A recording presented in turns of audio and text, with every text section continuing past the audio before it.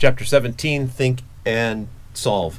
So the first one, they give a whole lot of preamble right there. We've actually gone through something very similar to this, and just talks about the amount of, if I have a kilogram of H2O in various different forms, how much energy does it take? And so if I'm doing the melting, so they're, first off, ice water, they're just assuming that's liquid water at 0 degrees Celsius, and boiling water is liquid water at 100 degrees Celsius. If you've ever actually done experiments where you're boiling water, actually with the specific heat lab, it doesn't, the temperature of the water is a little bit under 100 degrees Celsius, but we'll pretend. So it takes 80 calories for each gram, or 80 kilocalories for each kilogram to melt the ice. And so if I have a kilogram of water, it takes 80 kilocalories. To take 1 kilogram of ice from 0 to up to 100 degrees, so I'll still stay in a liquid form, that's 1 calorie per gram degrees Celsius.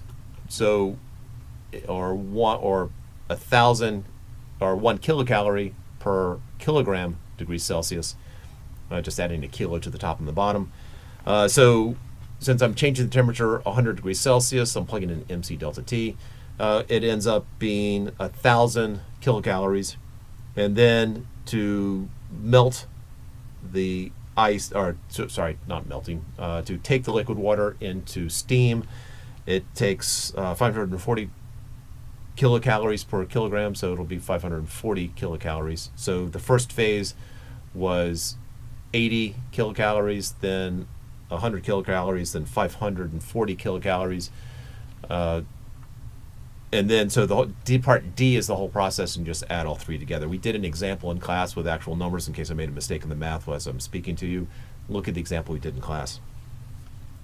41, I take a 50-gram chunk of 80 degrees Celsius iron, drop it into a cavity in a very large block of ice at 0 degrees Celsius, show that the 5.5 grams of ice will melt. This assumes that all the energy that leaves the block goes into melting the ice. And reality is some will escape into the atmosphere, and some of the water, as it melts, some of the water will absorb some of the heat. So you'll have, ice right here, and then water at freezing temperature, and then water slightly above freezing temperature. But we assume that all the energy goes straight into melting the ice. And so this is a matter of, as the iron goes from 80 degrees Celsius to 0 degrees Celsius, how much energy is taken out of it, and that energy goes into melting ice. And so this is so you have the mZ delta T for the iron, and then you have the latent heat of fusion times the mass of the ice that'll get melted, should be equal to that. And it's just a matter of a little bit of math there. And that's it for the Think and Solves. So enjoy.